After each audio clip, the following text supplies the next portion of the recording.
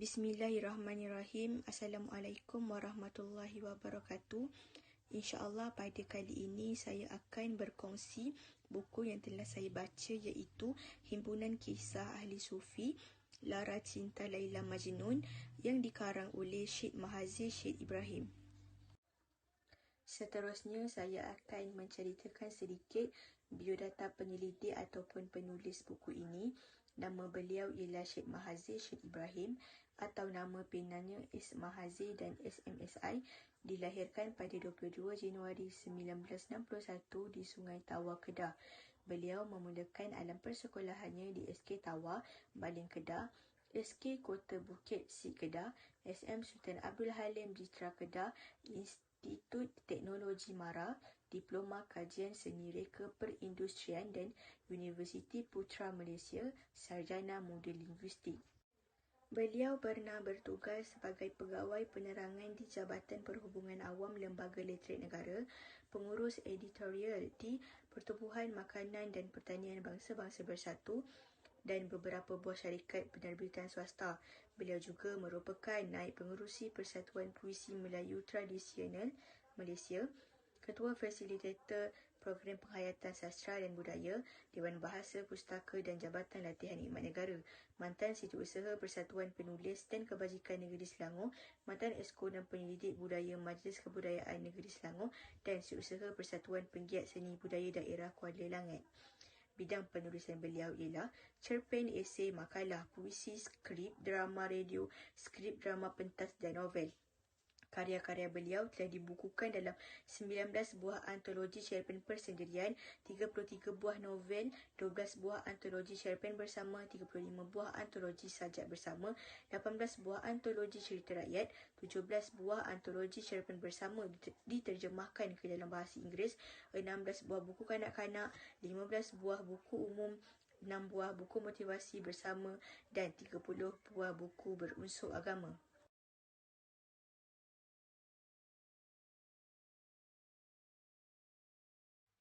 Penulis kisah ini ialah Syekh Sufi Maulana Hakim Nizami, merupakan penulis sufi terkemuka pada abad pertengahan kerana dua roman cinta yang menyayat hati, iaitu Laila dan Majnun, serta Shirin dan Khusrau. Kisah sedih Laila dan Majnun, di mana Majnun yang bermakna tergila-gila akan cinta kerana cintanya yang tidak sampai pada Laila, akhirnya membuatnya jadi gila. Kisah cinta ini dibaca selama berabad-abad, ratusan tahun jauh sebelum Romeo dan Juliet, iaitu karangan William Shakespeare, sehingga kisah Laila dan Majnun terkenal sebagai kisah cinta Persia. Syekh Sufi Maulana Hakim Nizami adalah seorang Syekh Sufi yang dimaksudkan dengan kekasih dalam berbagai kisahnya sesungguhnya adalah perwujudan Allah. Seterusnya, Syekh Sufi Maulana Hakim Nizami hidup dari tahun 1155 Masihi sehingga 1223 Masihi. Beliau lahir di Azerbaijan. Beliau telah menempuh jalan sufi semenjak masa mudanya dan beliau diajar oleh Nabi Khidir, si pembimbing misteri, dan dilindungi 99 nama Allah yang Maha Indah, iaitu Asmaul Husna. Syekh Sufi Maulana Hakim Nizami menguasai berbagai ilmu seperti matematik, falsafah, hukum Islam dan kedoktoran. Banyak karyanya merupakan pelajaran tersembunyi bagi pemeluk tariqah sufi dan penempuh jalan spiritual. Karya Syekh Sufi Maulana Hakim Nizami terkenal kerana bahasanya yang halus. Karya Laila dan Majnun sebenarnya berbentuk sajak berirama sebanyak 4,500 syair sajak yang dikenali dengan sebutan Masnawi. Sebagaimana lazimnya terjadi kepada para Syekh Sufi, yang tertinggal dari Syekh Sufi Maulana Hakim Nizami adalah ajaran-ajaran Sufi yang sangat tinggi. Okey, jadi seterusnya saya akan menceritakan secara ringkas kisah Laila dan Majnun. Sebenarnya buku ni ada 60 kisah dan kisah Laila dan Majnun adalah kisah yang ke-48. Okey, jadi bermula apabila seorang ketua suku Bani Umar di Jazirah Arab ada segalanya kecuali seorang anak. Oleh itu, dia dan isterinya memohon kepada Allah supaya diberikan cahaya mata. Tidak lama kemudian, doa mereka dikabulkan oleh Allah dan Allah menganugerahkan seorang anak lelaki yang diberi nama Majnun. Majnun dikagumi kerana ada bakat dalam berperang, memainkan muzik dan Majnun ni hebat dalam menggubah syair. Ketika sudah cukup umur, ayahnya memutuskan untuk membina sekolah dengan guru-guru yang terbaik mengajar di situ. Dan hanya keluarga terpandang sahaja yang boleh belajar dekat sekolah baru tu. Jadi di antara mereka ada seorang perempuan yang memiliki kecantikan luar biasa. Memiliki rambut yang hitam, matanya sehitam malam, dan inilah alasan kenapa rakan-rakan menyebutnya Laila si hitam malam. Jadi Laila dan Majnun adalah rakan sekelas dan mereka saling tertarik antara satu sama lain. Sehingga sekolah ni menjadi tempat mereka saling bertemu. Jadi sedikit demi sedikit masyarakat mula mengetahui cinta mereka. Akibatnya, ibu bapa Laila melarangnya untuk ke sekolah. Sebab ibu bapa Laila tak sanggup menahan malu pada masyarakat sekitar. Hal ini menyebabkan Majnun dia rasa gelisah sehingga dia sanggup tinggalkan sekolah dan dia menyusuri jalan-jalan semata-mata untuk mencari Laila, kekasih dia. Dia menggubah syair dan membacakannya di jalan. Akhirnya Majnun dikenali dengan nama Majnun yang bermakna gila. Majnun tidak tahan mendengar orang berbicara tentangnya. Jadi dia pun membina sebuah pondok di puncak bukit berhampiran rumah Laila. Sehingga kan jika dia nampak anjing yang tersesat, yang mana anjing tu berasal daripada kampung Laila, dia akan merawat anjing tersebut dan kerana dia anggap anjing tu suci. Kerana bagi Majnun, segala sesuatu yang berasal dari tempat kekasihnya akan dikasihi dan disayangi sama seperti kekasihnya sendiri. Jadi, bulan demi bulan pun berlalu. Namun, Majnun tidak menemui jejak Laila. Jadi, pada suatu hari, ada 3 orang sahabat Majnun datang tengok keadaan Majnun dan dia sangat sedih melihat kesengsaraan yang dihadapi oleh Majnun. Jadi, mereka ni putuskan untuk bantu Majnun. Jadinya, keesokan harinya, 3 orang lelaki tersebut serta Majnun mendekati rumah Laila dan menyamar sebagai seorang wanita. Kemudian salah seorang pembantu rumah mulai curiga. Jadi ibu Laila datang selidik. Ketika tu Majnun dengan kawan-kawan dia dah pergi jauh.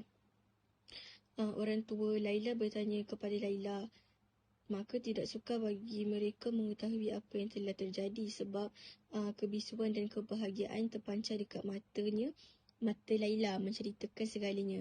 Sejak peristiwa tu, ayah Laila menempatkan para pengawal di setiap pintu rumah.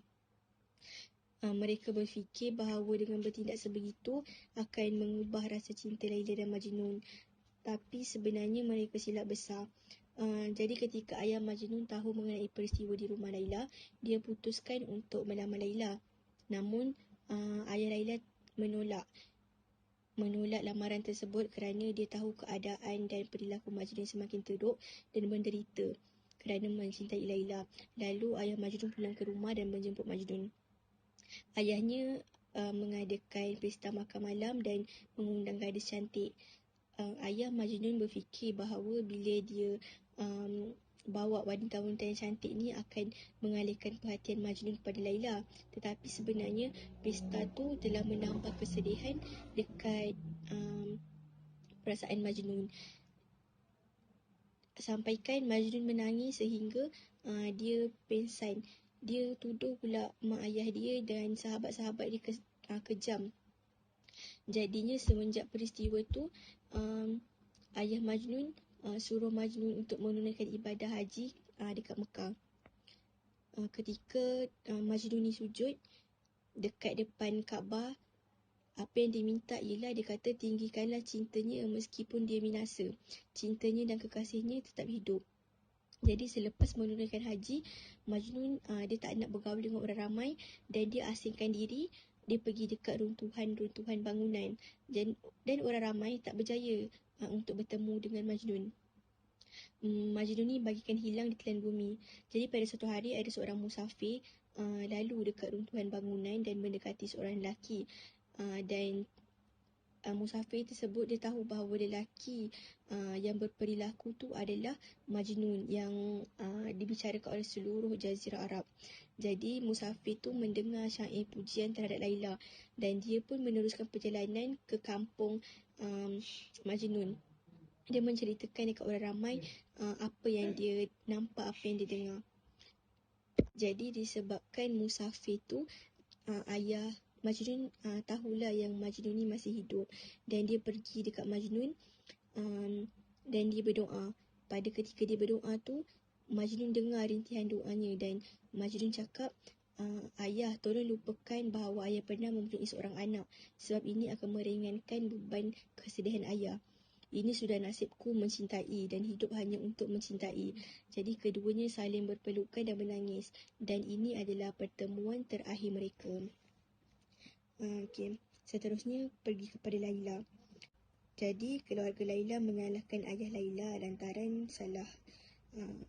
salah dan gagal menangani situasi putrinya.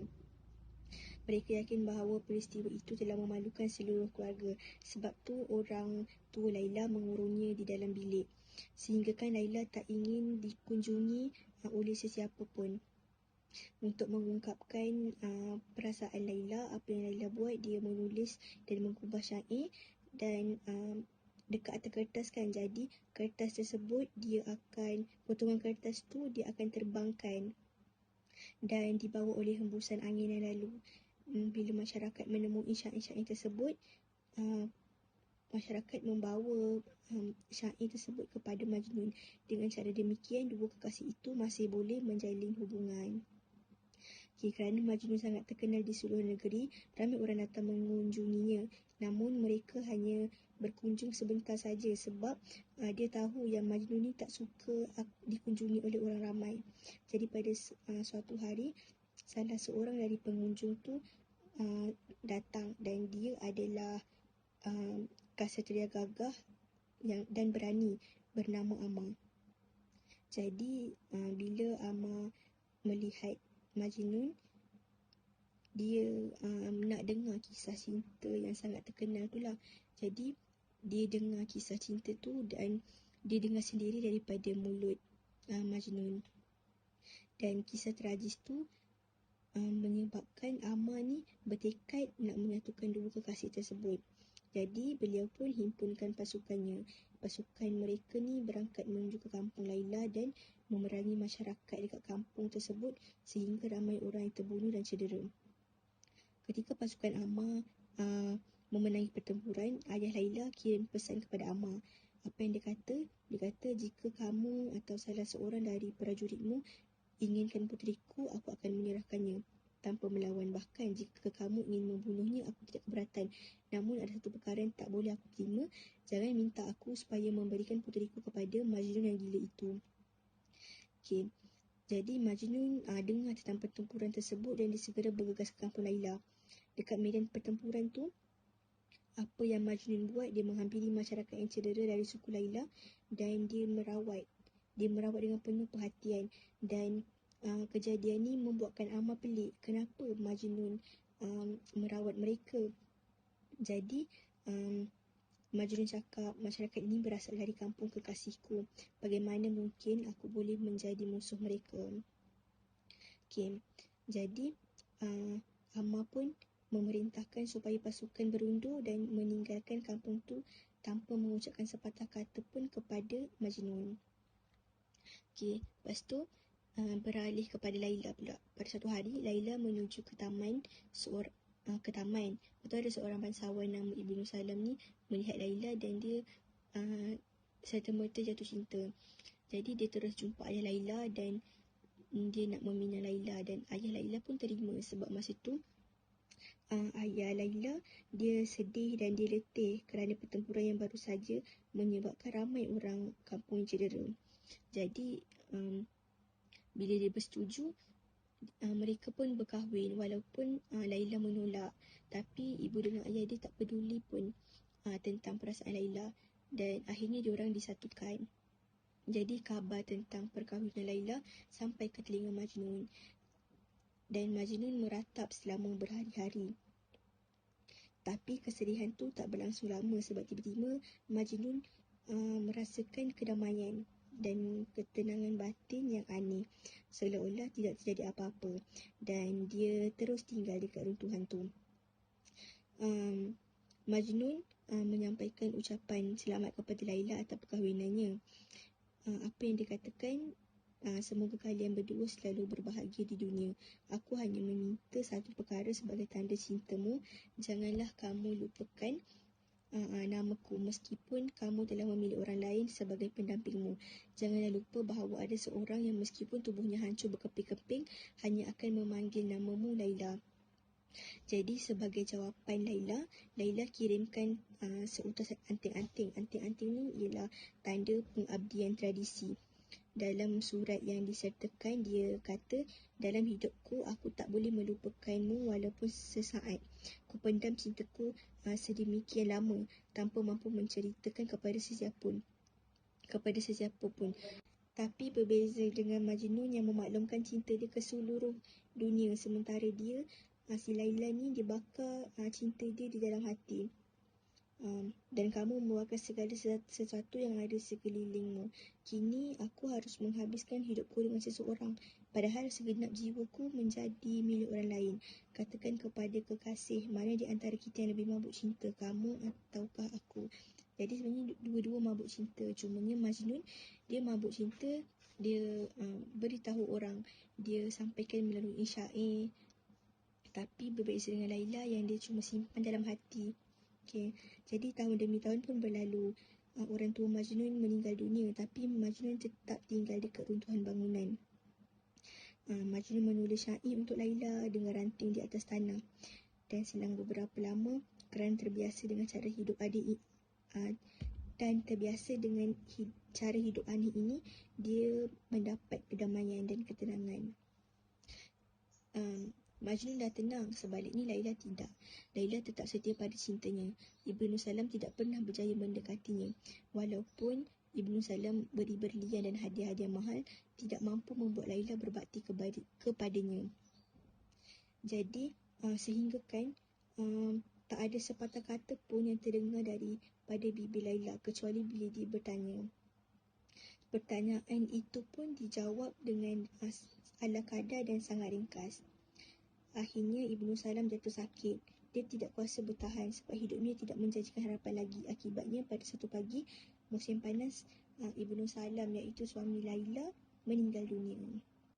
Kematian suaminya nampaknya makin mengadu-adukan perasaan Laila. Orang ramai sangka yang Laila berkabung atas kematian Ibnu Salam, padahal Laila ni menangisi kekasihnya iaitu Majnun yang hilang dan sudah lama dirindukannya. Jadi selama bertahun-tahun dia menampakkan wajah tenang dan hanya sesekali sahaja dia menangis. Kini dia menangis kerana lama berpisah dengan Majnun. Jadi ketika masa berkabung selesai, Laila kembali ke rumah ayahnya. Meskipun masih berusia muda, Laila kelihatan tua, dewasa dan bijaksana yang jarang ditemui pada diri wanita seusianya. Sementara api cintanya yang makin membara. Dan kesihatan Laila semakin memudar kerana dia tak mempedulikan dirinya. Dia tidak makan, dia tidak tidur dengan baik selama bermalam-malam.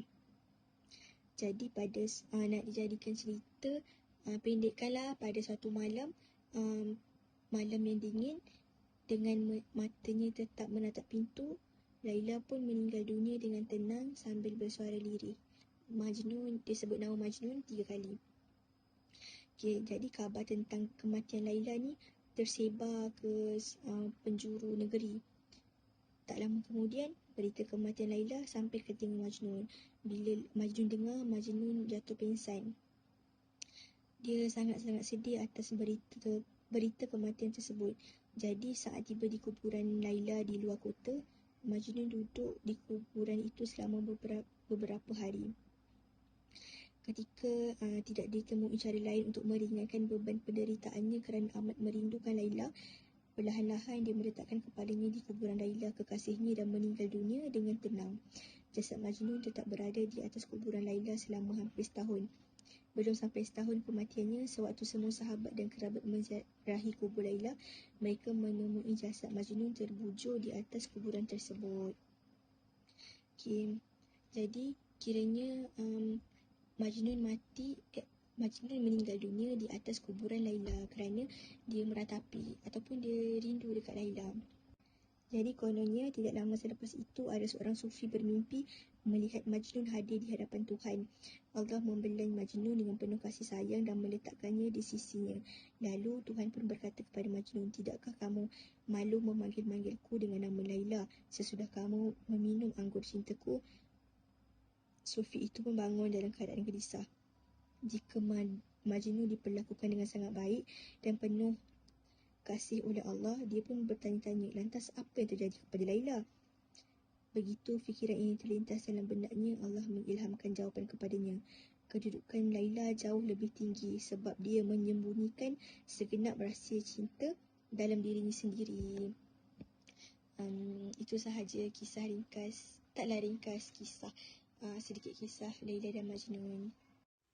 Seterusnya saya akan kongsikan sedikit pandangan peribadi ataupun kesimpulan yang dapat saya simpulkan hasil daripada membaca kisah Laila Majnun. Yang pertama ialah kisah cinta yang tidak kesampaian.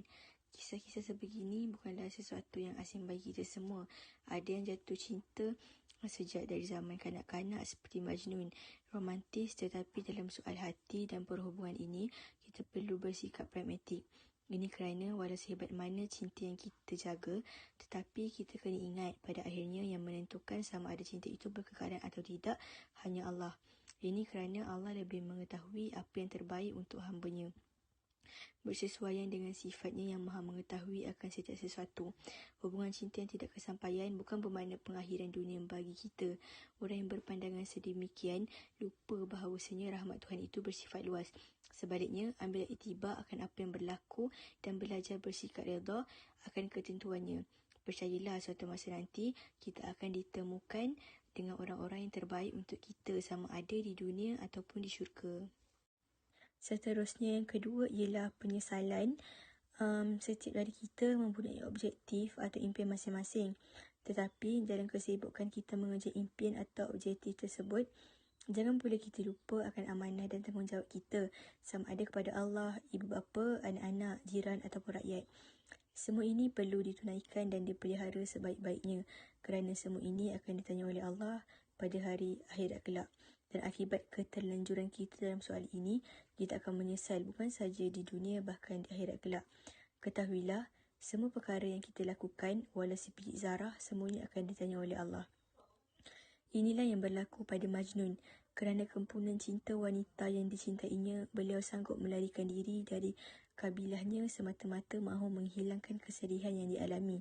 Namun, Majnun lupa kerana cintanya itu, ia turut mengaburi perasaan dan tanggungjawab beliau kepada dua insan yang menyayanginya, iaitu kedua ibu bapanya. Seterusnya, daripada sudut pengorbanan. Pengorbanan itu bukanlah sesuatu yang mudah untuk dilakukan. Ini kerana apabila kita hendak berkorban, kita perlu mengorbankan perkara yang kita sayang demi mendapatkan kebaikan yang lebih besar. Menurut Asyahid Imam Hasan Al-Banna, sekiranya kita mahu mencapai sesuatu matlamat, maka kita perlu bersedia untuk mengorbankan harta, masa, jiwa dan raga demi memastikan matlamat tersebut tercapai. Tak kiralah apa matlamat tersebut, sama ada membina sebuah keluarga bahagia atau membina sebuah tamadun. Semua itu memerlukan pengorbanan yang bukan sikit nilainya. Percayalah bahawasanya pengorbanan itu tidak bersifat sia-sia. Bahkan Allah gantikan pengorbanan tersebut dengan sesuatu yang jauh lebih baik. Yang terakhir ialah kegilaan cinta, yang mana kegilaan cinta menjadi tema utama dalam kisah ini. Sebalik saja Majnun jatuh cinta dengan Laila, beliau mula membuat sajak-sajak tentang wanita dan mendeklamasikan sajak tersebut di jalanan pada sesiapa yang mahu mendengarnya.